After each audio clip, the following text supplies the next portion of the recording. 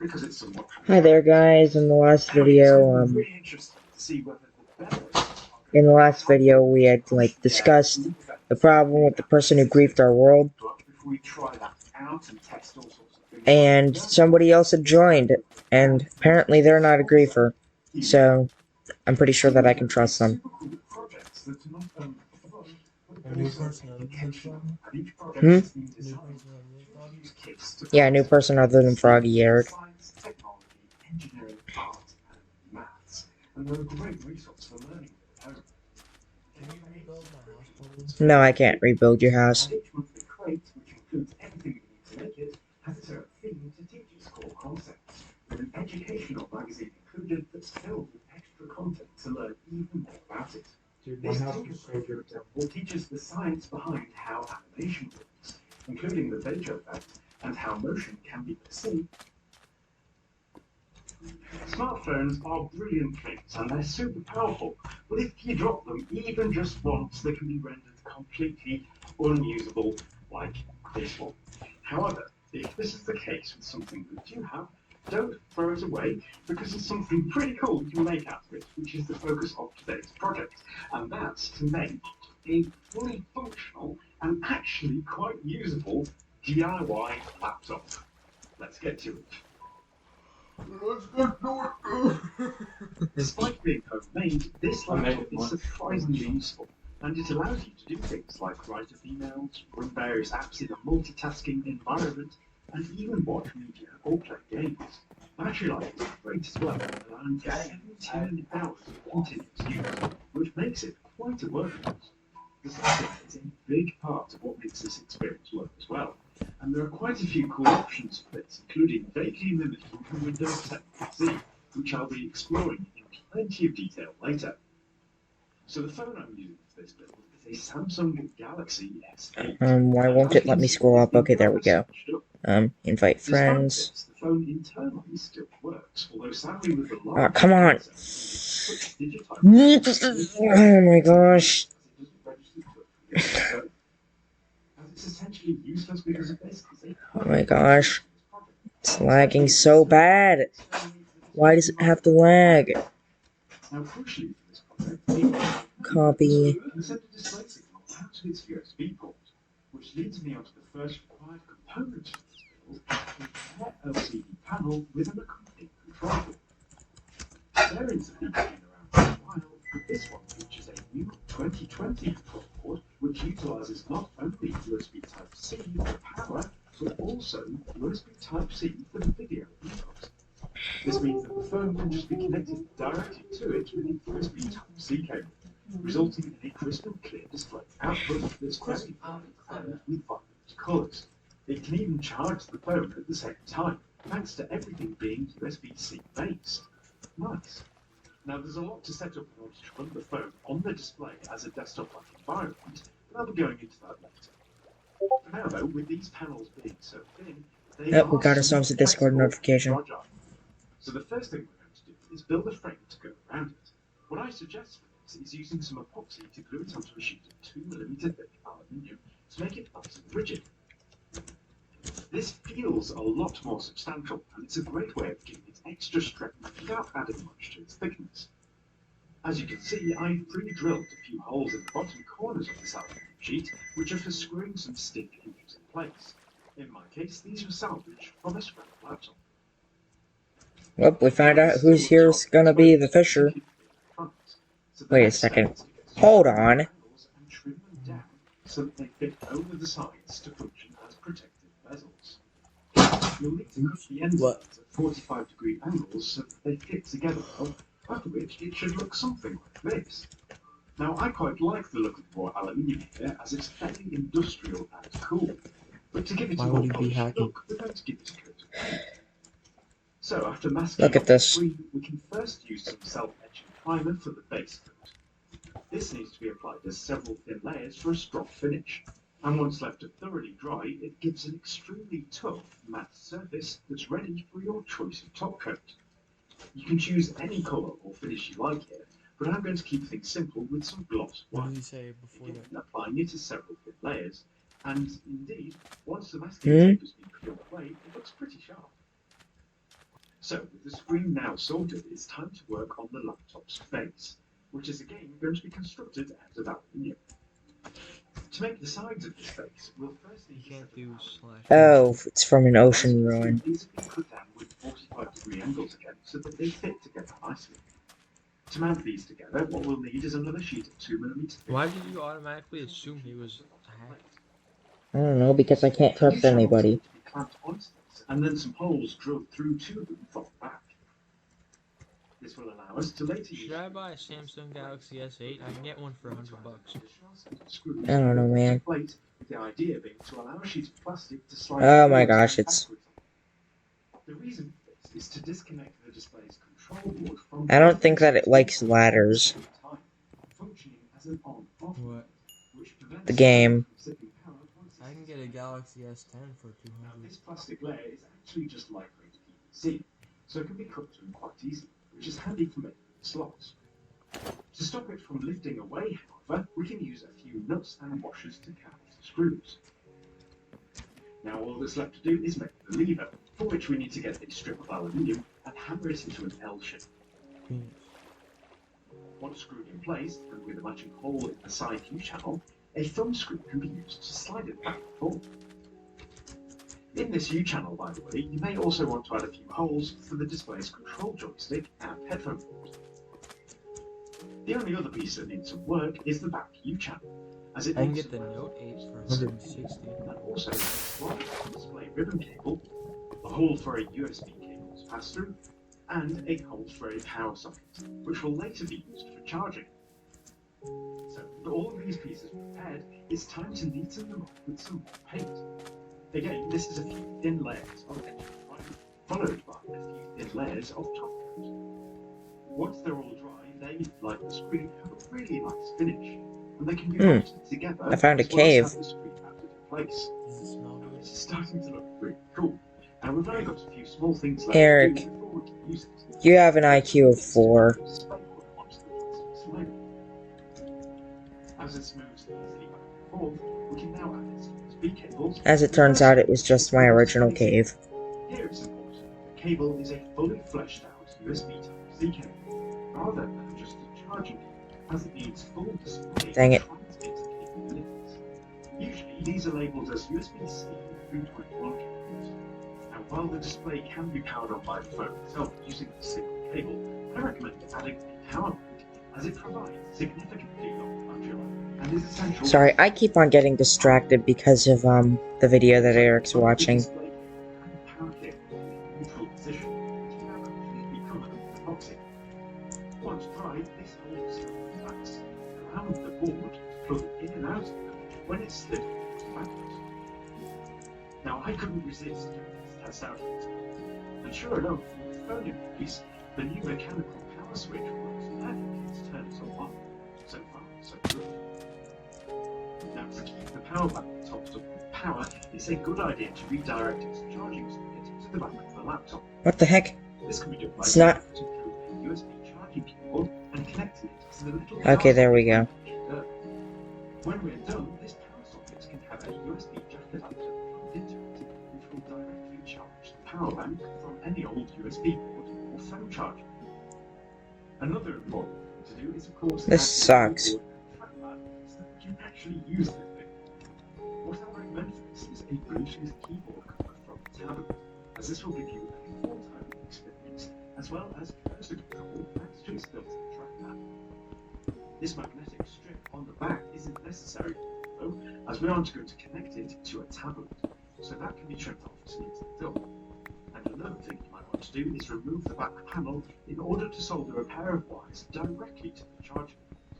These wires can later be connected in parallel to the power socket that we just added, so that it too will be charged when the laptop is on. Now, to attach this keyboard to the laptop, we can take another sheet of aluminium and score around the keyboard to give us a cutting line.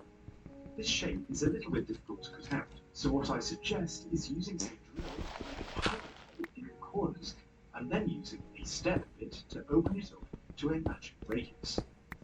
You can then use something like a jigsaw to cut between them, which results in quite a nice frame. Once this has also been painted, we can glue the keyboard to it using epoxy, to be mounted in place. One thing you'll notice here is that You know I've what, screw already it. made I'm some just gonna screw holes for go this job. straight. They were drilled earlier, before the electronics were added, by first making some pilot holes through the aluminium and then adding some little threaded inserts to give the screw something to thread into.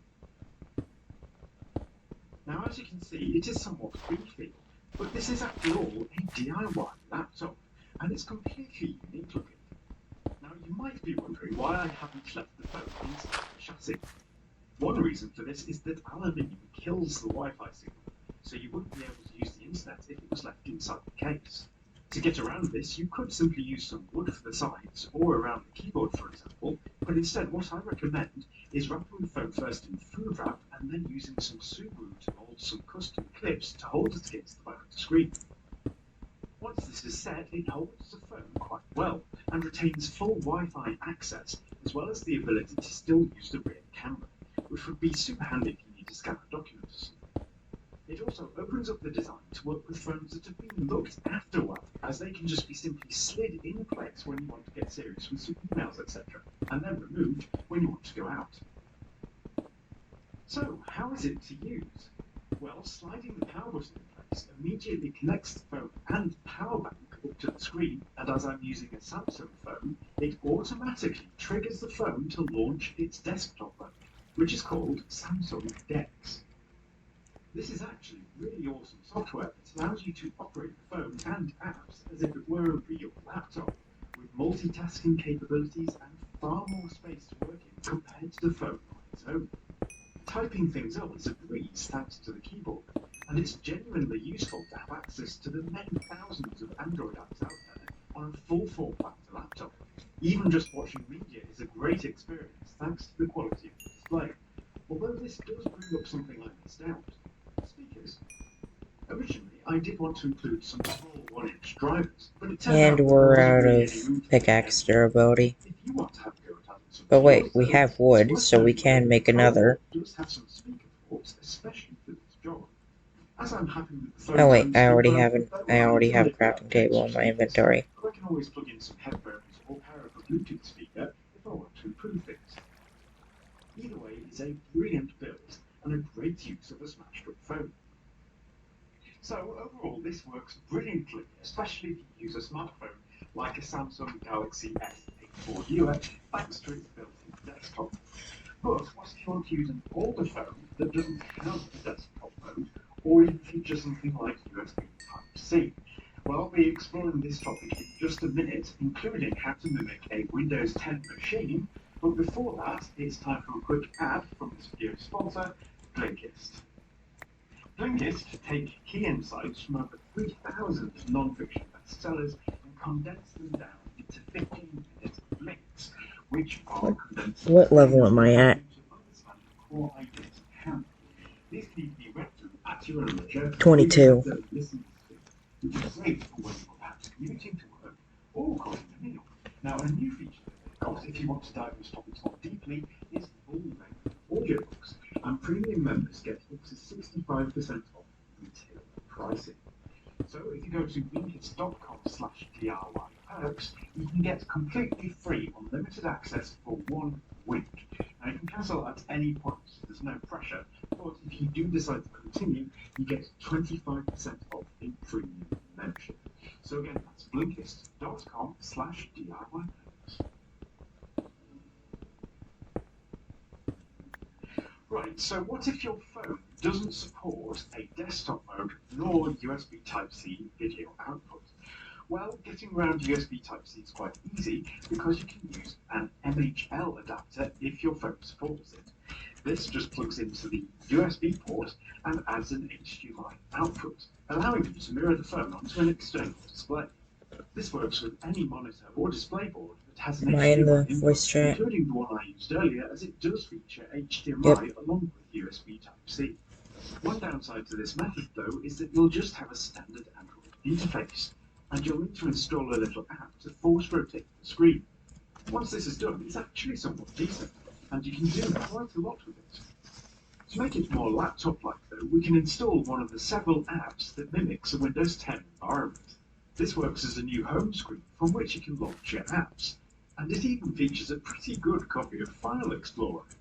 It doesn't feature multitasking or anything like that, but it is still super neat to see, and it does make it feel like you're using a Windows 10 machine. Nice. You can even have a bit of nostalgic fun and install a Windows 98 simulator, which brings back a lot of memories. So I hope you've enjoyed seeing how to take a smartphone and convert it into an actually usable laptop. I think it's a pretty cool project. Now, if you are a DIY Perks superfan, you might be interested in the new DIY Perks Discord server, and there's all sorts of discussion going on there about DIY projects, both from the channel and also things that people are doing in general. It's a really cool community, so if you want to join it, go to patreon.com/DIYperks. And a huge thank you to everyone who does join and is already supporting me on there, because this channel is my job, and I'm so grateful that I can actually do it as my job. And I've got each and every one of you, even if you're just a viewer, to back for it. So other than that, I'm Matt, you've been watching DIY Perks, and I hope to see you next time. Goodbye for now.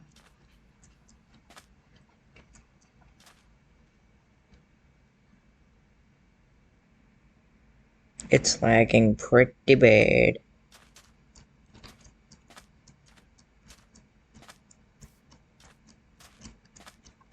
Hello, I'm Matt, and welcome back to DIY Perks. In this video, I'm going to be showing you how to build your very own homemade projector. And get this, it's 4K. You heard that right, it's 4K. This is going to be a good one.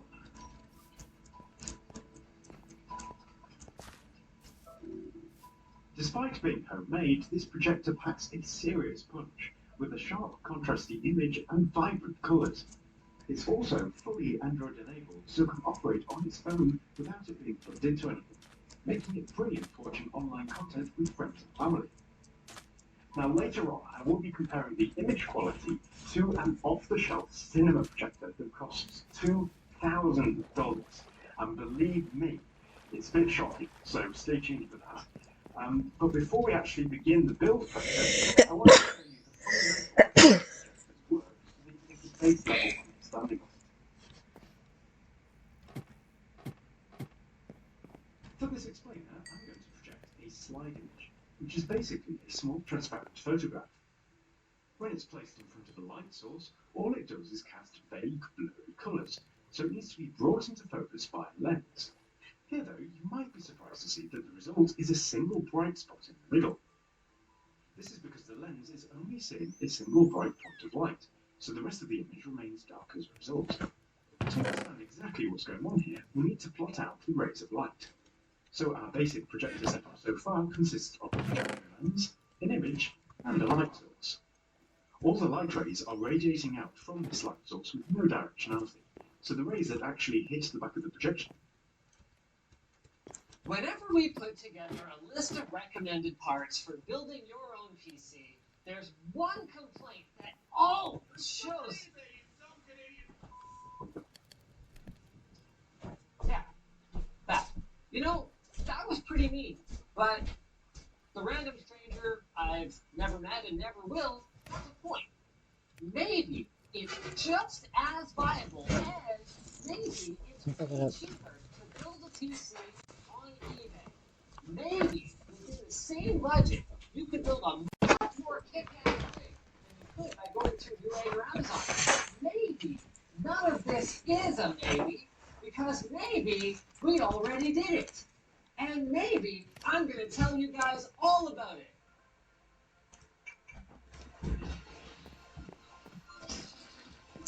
Oh man. He left the game. He did. The dude. Dang it, I messed up. So we began our journey with a spec list for like a decent gaming PC on PC Part Picker that ended up at just over $1,000 for all new parts at retail prices. Now, we didn't choose this price point for any particular reason, other than that it's just kind of what we ended up with for a good bang for the buck gaming PC. So, with any luck, eBay is either going to increase our bang or decrease the buck.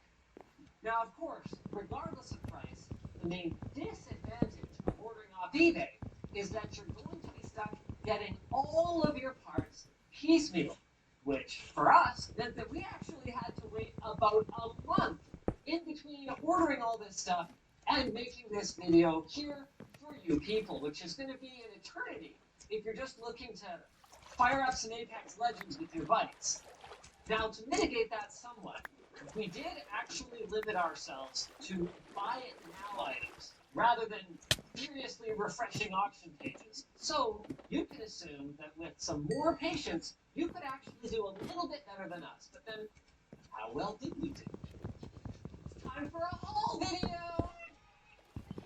Let's start off with our case. I'm gonna like see how this looks because I have a feeling that it's gonna look kind of We were cool. going for cheap and functional, and it ended up being a Roseville Nautilus that won the day.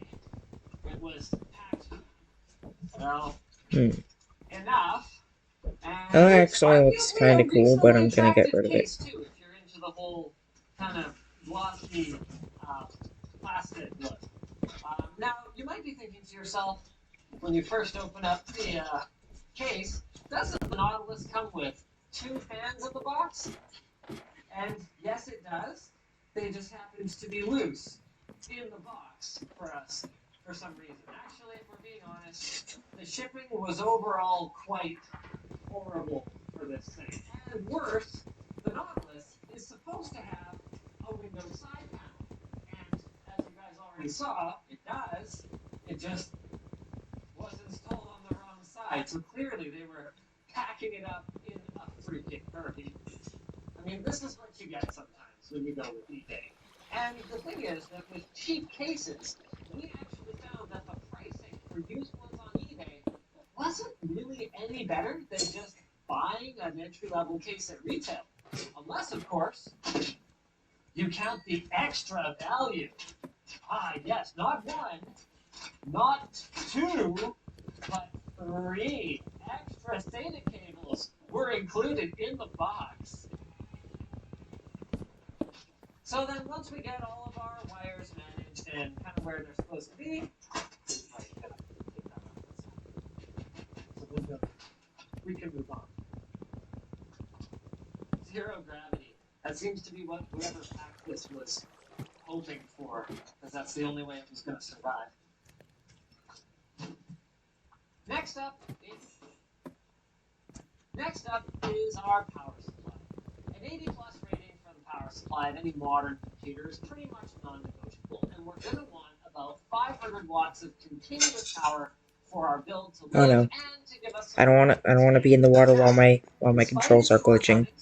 Okay, there we go. It's fixed. If we're being honest, middling overall performance, BDJ's 500B fit the bill for us nicely.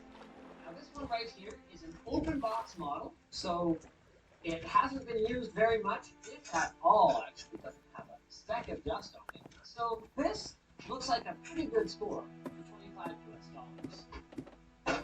Now for the platform that's going to go into our rat's nest over here, we wanted something that was going to have at least 8 threads with enough per thread performance that games won't end up slowed down by our CPU. So Ryzen is kind of a no-brainer at this price point, and there were some very decent deals to be had on the Gen 1 Ryzen 5 1600X. Now, had considered an engine, for example, Core i7 8700 non-K, but it has a lot multiplier and no heatsink in the box. If we're going to have to buy a CPU cooler anyway, we want to be able to plug. So we ended up buying with a deep cool Gamma Max 400, which cost us about $20. Now, just a 6-core CPU and a simple graphics card, we don't need the fanciest motherboard on the block. So we can take Series 4 with a decent VRM layout for our graphics. What the heck? All of those available on eBay with decent pricing, refurbs, which means that they only come with IO shields if you're lucky.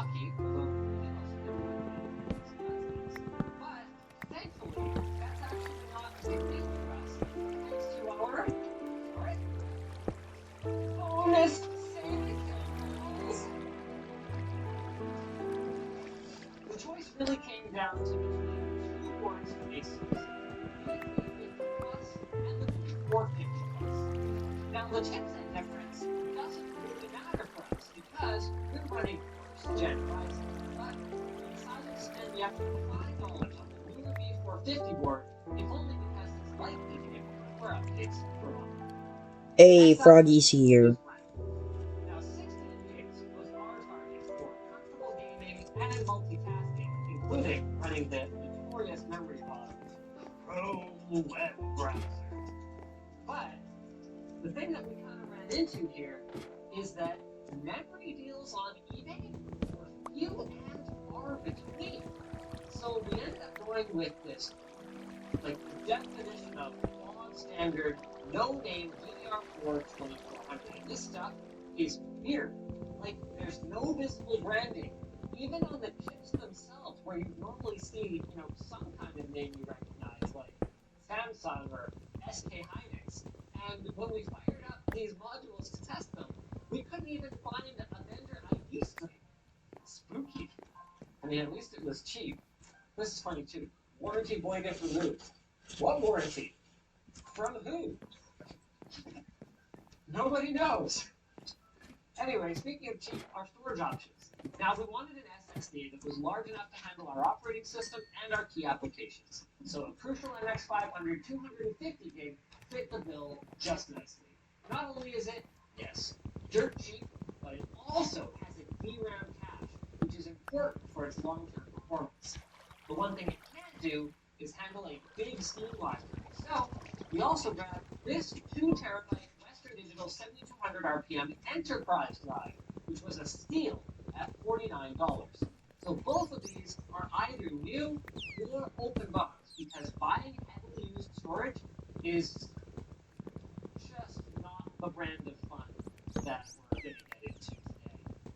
Finally, we come to the single most important piece of any gaming rig, our graphics card.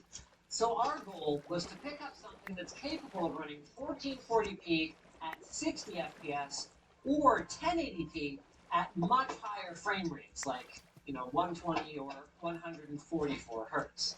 And so we quickly narrowed down our search to either GeForce GTX 980 Ti or GTX 1070 Ti, which are surprisingly quite similarly priced at around $300 right now. Which is a bit strange when you consider that the 980 Ti is actually closer to a regular 1070 rather than a 1070 Ti. So obviously we ended up then with the 1070 Ti. At least though, to the 980 Ti's credit, it's not as bad a value as some of the older Titans that we were considering early on. So right now, this looks like about the sweet spot in the used market. So I guess a lot of the folks who bought 1070 Ti's are upgrading, or else we got a mining card, which is possible. It's clean, but it looks clean as opposed to clean. So after a not insignificant amount of cable management, thank you, Anthony, we've got our build in all of its second-hand glory. All in, we spent about $776 before shipping, which if we were in the continental US would have been about $50, which is just about $250 saved versus our retail bill. Now, there are a couple of small issues, like that wireless antenna I was so pleased about being included. Doesn't plug into our motherboard. And that I/O shield that we were so happy to have is also not correct for our motherboard. But hey, gaming is gaming, so why don't we take it for a spin? Alright. Oh, we need to turn these things off. Ooh. Just need to turn off that motion blur. Ew, motion blur. Ew. Alright, resume the game. Dang, Anthony! This is one cheap 130 FPS at 2560 by 1440 in Doom. Look at that responsiveness. I mean, you never know, sort of looking at the frame rates we're running at here, that this is like a, ghetto jank eBay PC. I mean, it doesn't make your skills any better, but like, not bad at all. Oh no! Oh no! CPU temps were sitting nice in just 40 plus range, although bear in mind, of course, AMD does report CPU temperatures slightly differently. So, we just out of the 2 ranges that we're working exactly as we expect. Why don't we crank this puppy too? Let's do some full screen. Get that decent highest, no motion blur. So here we're stuck with the built-in benchmark, but that'll still give us a pretty good idea of how this guy's gonna run. Were you using hot glue for this build, Anthony? Someone got hot glue at the table in real life. Not bad. So remembering that we were targeting 1440p, 60 FPS, that is looking pretty darn nice. So yeah, we're a little on the low side, but remember, we absolutely cranked this game, and this is one of the top AAA titles from 2018, so... Oh good, he gave me a gun. Oh, that's so nice. Nice person. And it's back up. Really? That's a button. Just staring at the weapon. So we're in Apex Legends now. I'm aware that the HD textures are not done downloading, but for some reason they stopped coming down, and I don't really know what the issue is with that. So we're just going to go ahead and assume that it'll be some performance amount that's a little lower than this.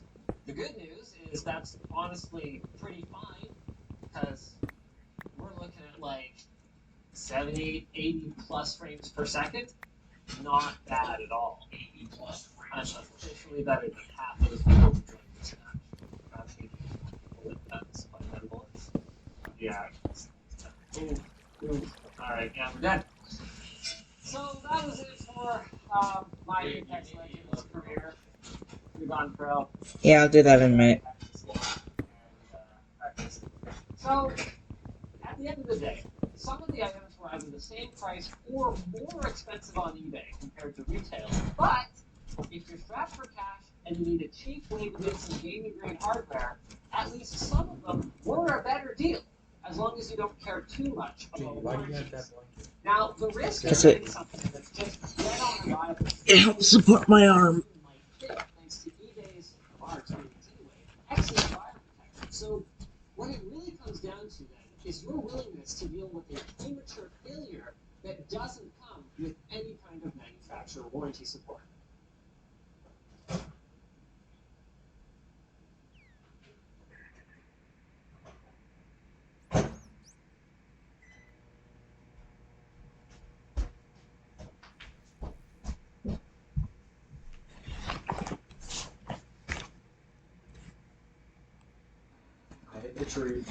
Hello there, guys. We are back. Ew, dude, it's crumbling in my hand.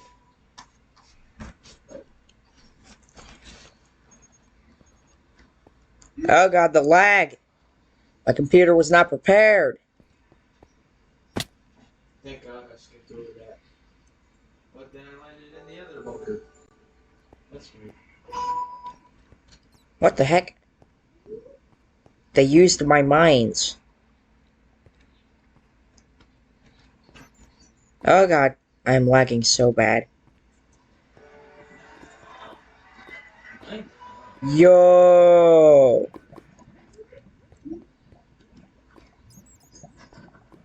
And I'm not good at golf. Got another birdie, bro. And I'm not good at golf. Bro. I'm back at 0.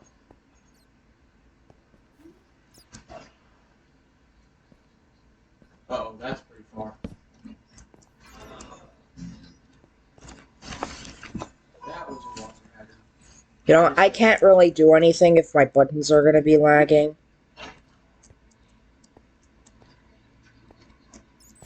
Oh my gosh. That was almost really good.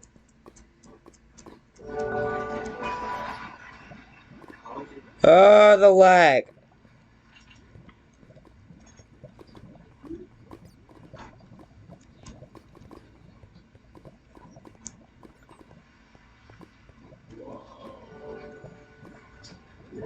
Wait, what? It's like thing up here? It's a boat. What the freak? Are you folding?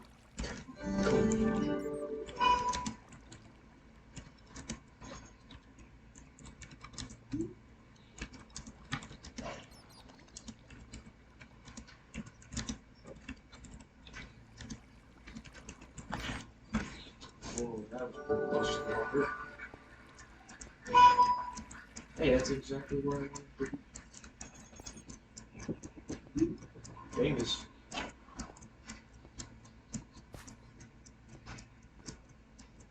Wow, that's nice. Really rough.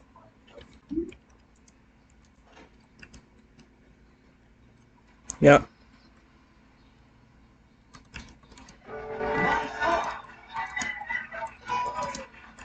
Go forward.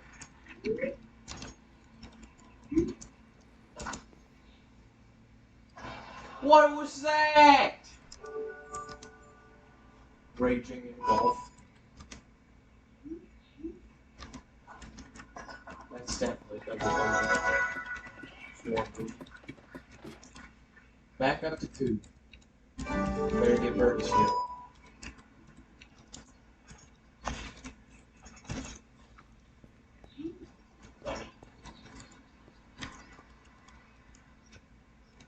Whoa, that was fun. That's not good.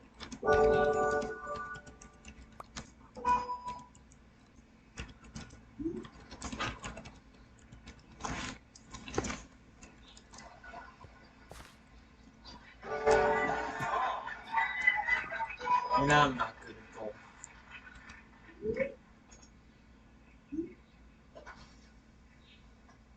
Bruh.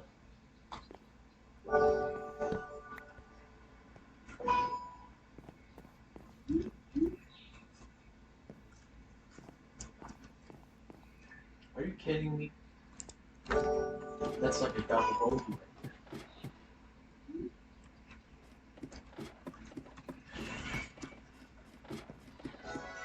Bruh, +4. I need Eagle to get down +2. Am I on hole 9 already? That's fine.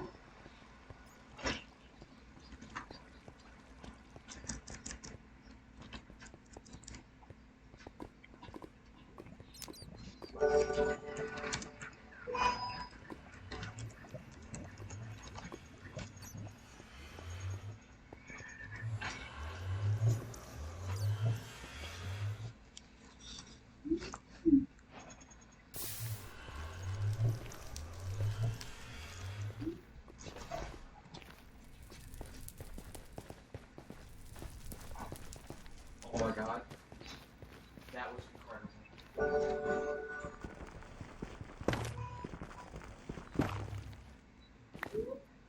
The lag is so bad. No, no, no. Ah, ah, ah.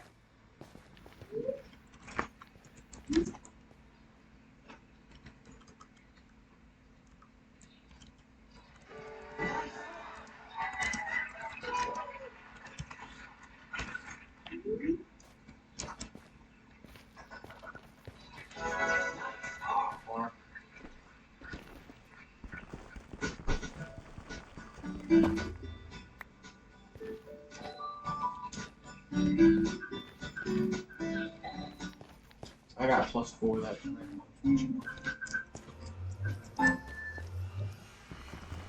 That was not good.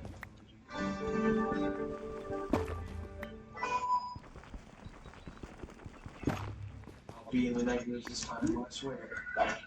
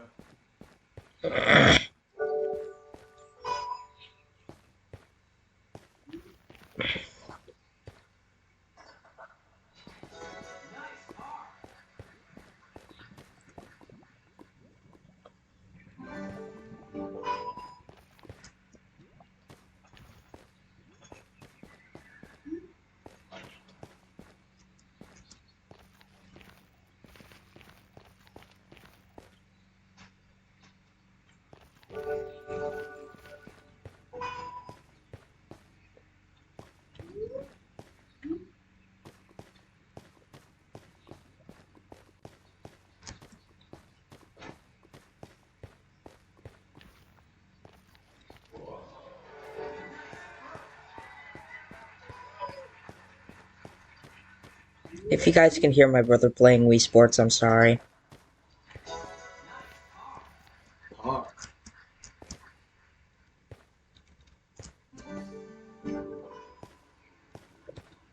Oh my gosh, it's so laggy.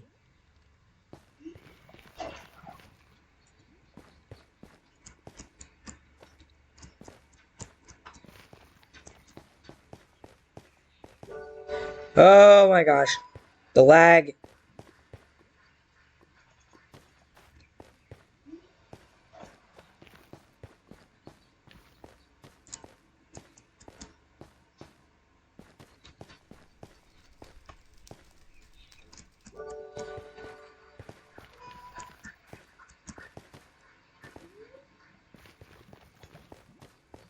Wait, where's the portal? Oh no. I'm lost.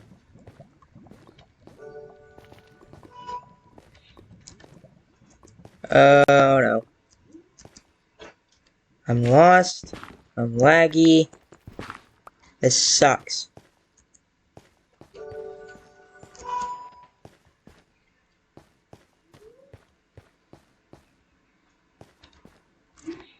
There's this hair on my screen that keeps on tricking me into thinking that there's something there. Oh my gosh, the lag! I can't cope with this lag!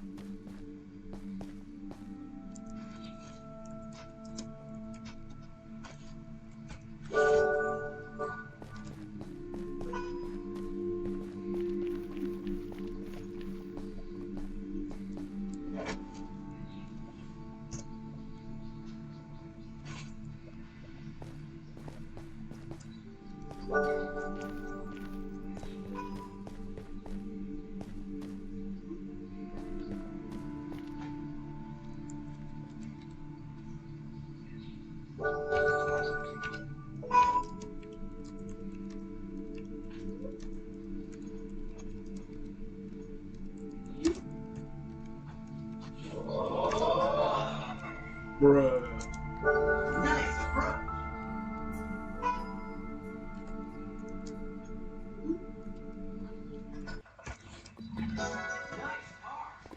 That could have been a birdie. It was so close.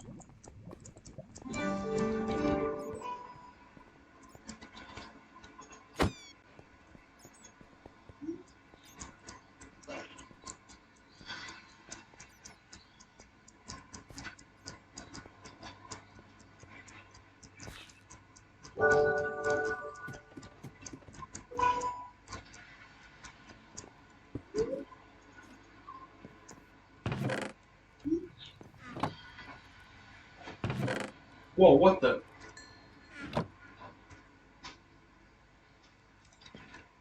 That was not.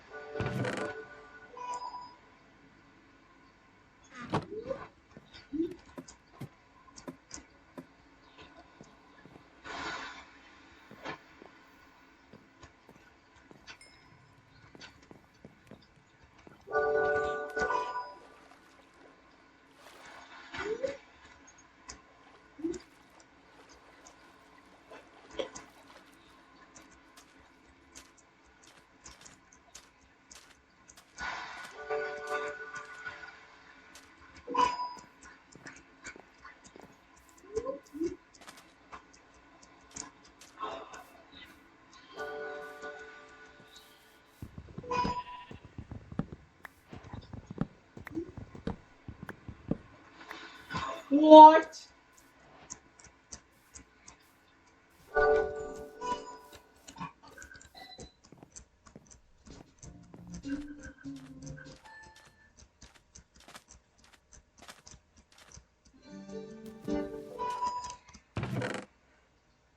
Dang. He kind of found a lot.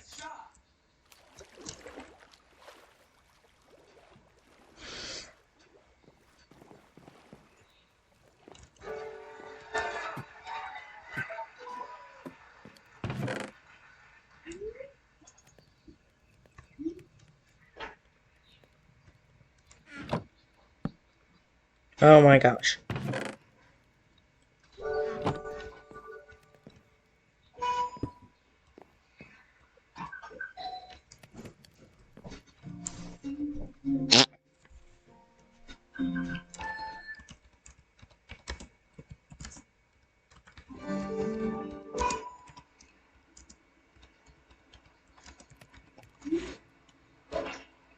Nice shot.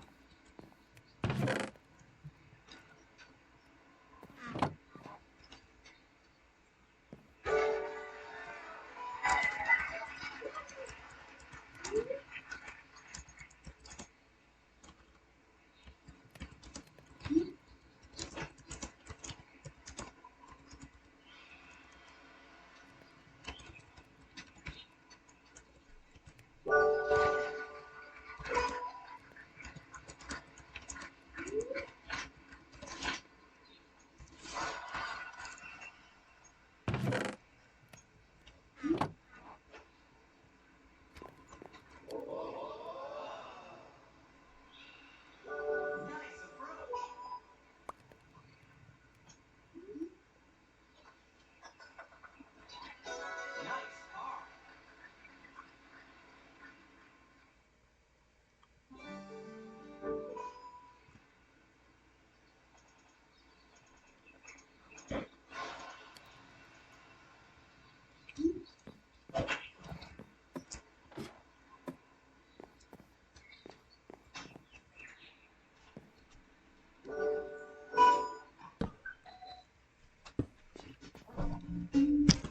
What the heck was that for, Eric?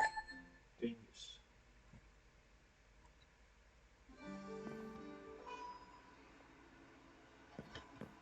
You know what? I don't have room for it there. I'm gonna put this underground.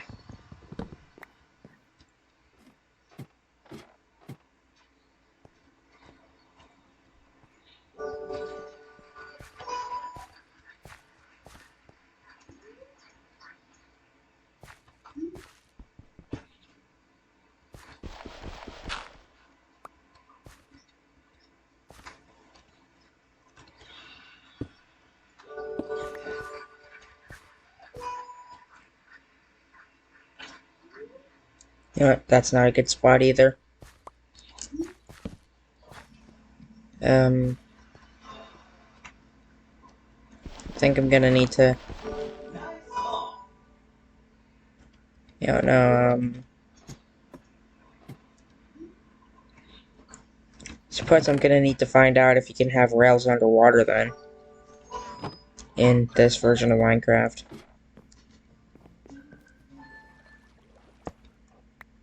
Nope.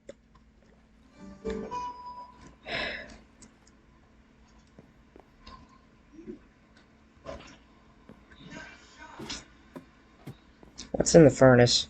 Kelp. Alright,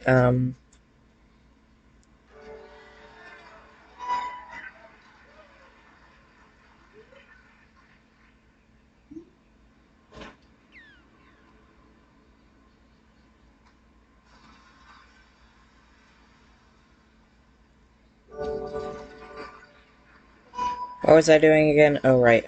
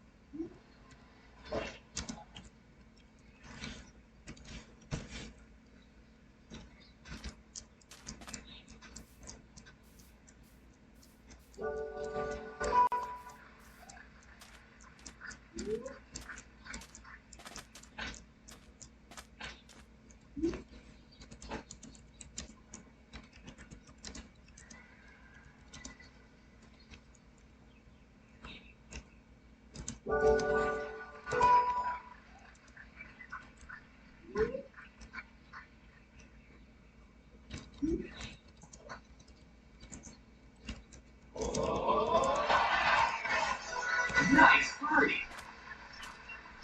Fine. -1. Let's go.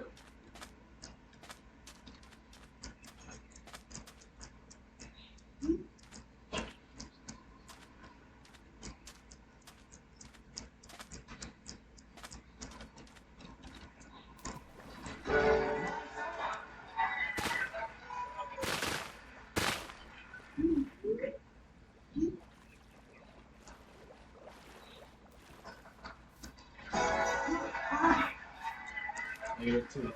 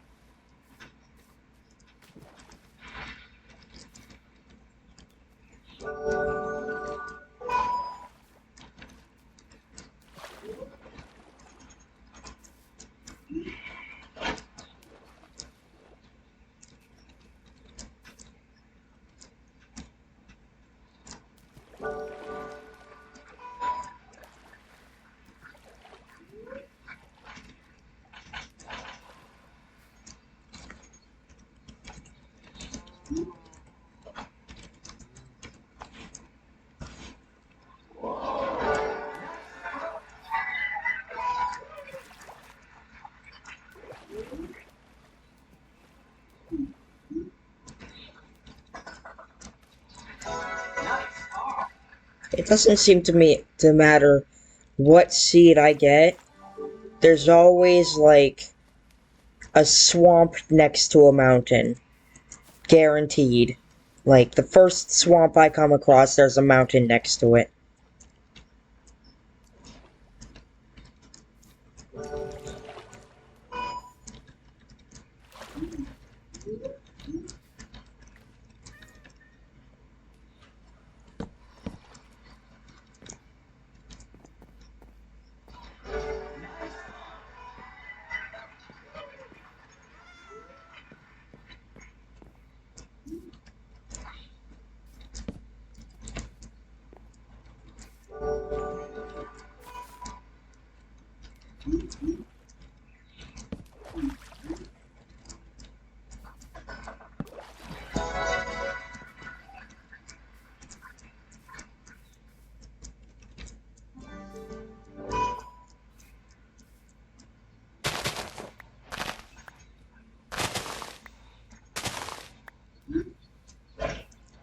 Nice shot.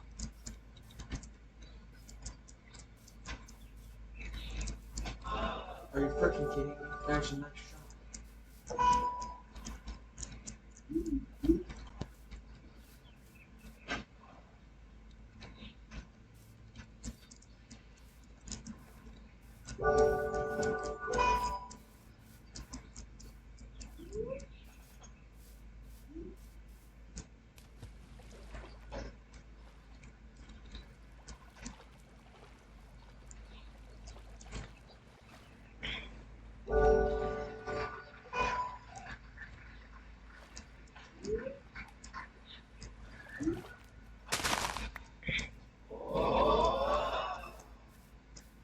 Nice approach.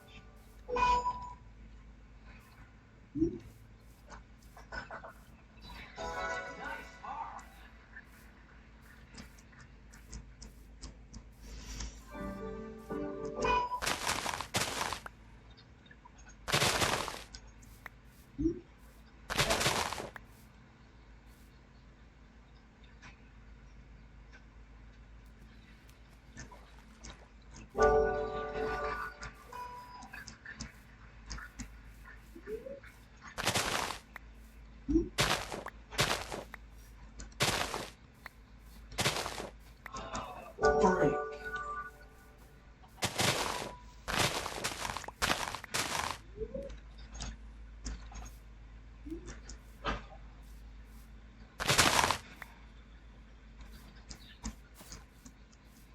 What's that over there? What? I wasn't talking to you, Eric. Oh my gosh, this is lagging so bad. Shut up. I'm not talking to you. I know. It's frustrating. I don't like it. I don't care if I'm frustrating to you, Eric, because guess what? I'm supposed to be talking a lot more than I currently am. Because of, commentary. You're frustrating me. You're frustrating this. Well, I don't care. You can suffer. Freaking dickhead. Watch your language. I said freaking. Yeah, but what part did you say after that? PSA.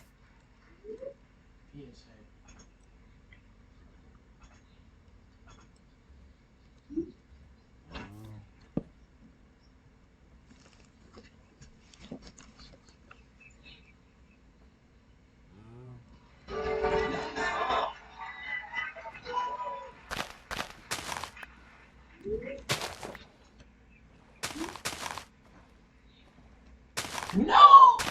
Eric. They're just kind of birdie, dude. I'm so Nice car.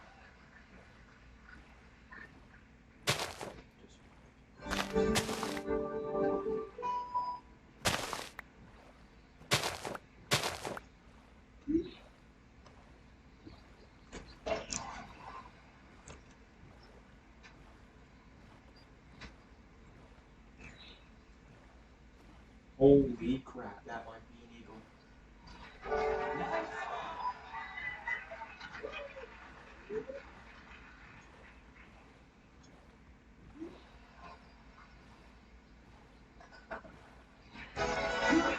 Oh, it's just a birdie.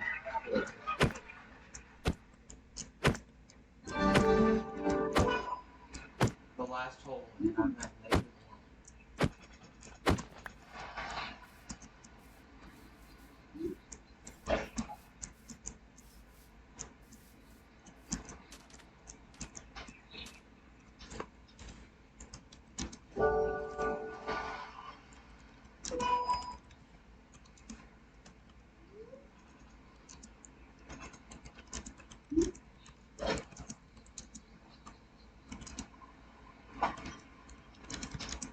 Oh my gosh, I skipped it off the rim.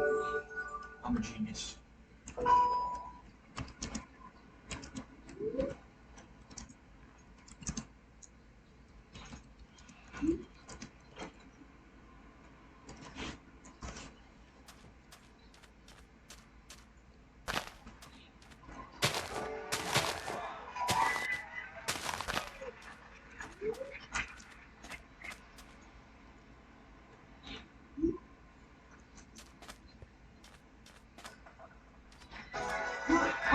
Dude, I got a score of -2. Dude, I got -2 in a 9-hole game. That's cool.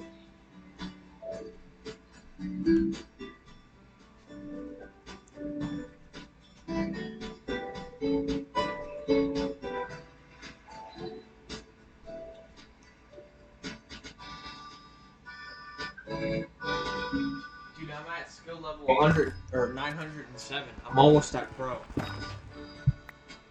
You think I can get the pro this game? Hmm.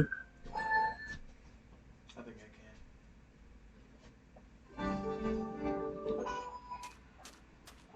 Let's get beast modes up here. Nice shot.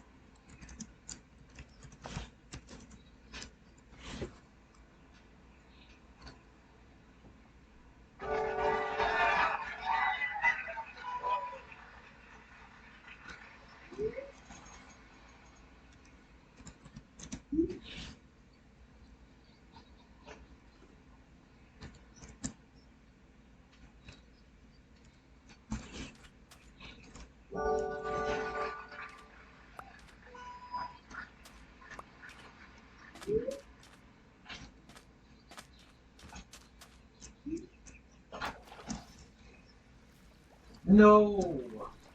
That's not good.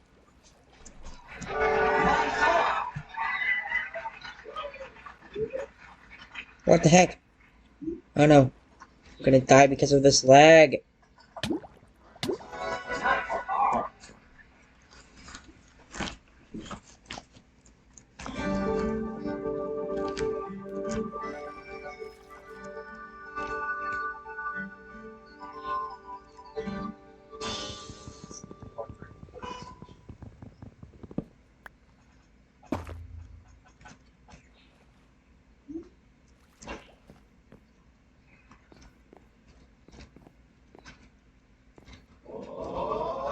Dude, that was almost a freaking hole in one.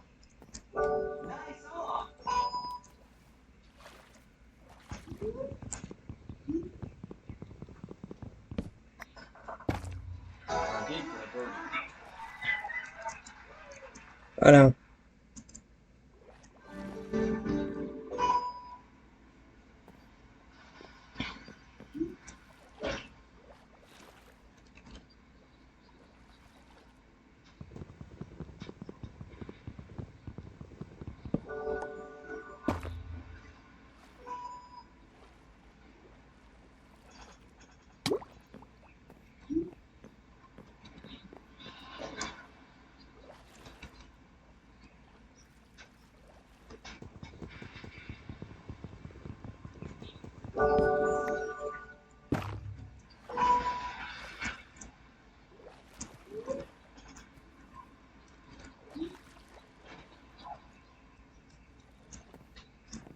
Shoot, shoot, shoot, shoot, shoot.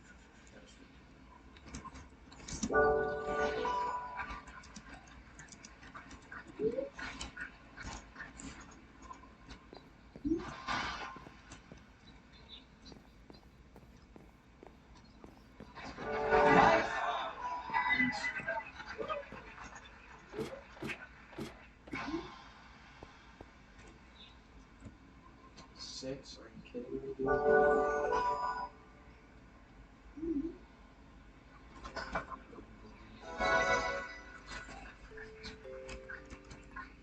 So zero.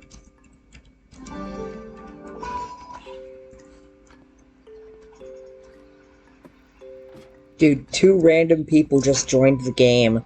What'd they do? Literally nothing. As far as I know. Hey, I think I finally got that hair on my screen. Oh, they seem to be PvPing. Oh no, they're going for my house.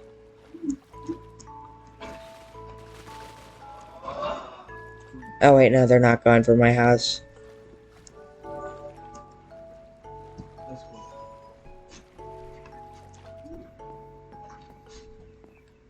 Oh yeah, it's real cool. Just like that big bird. Zero.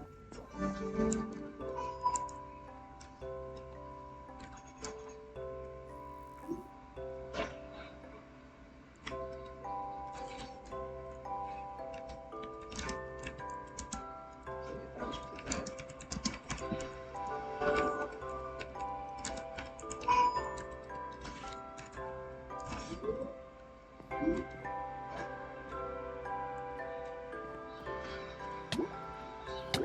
Bruh. Wait, what? I'm still.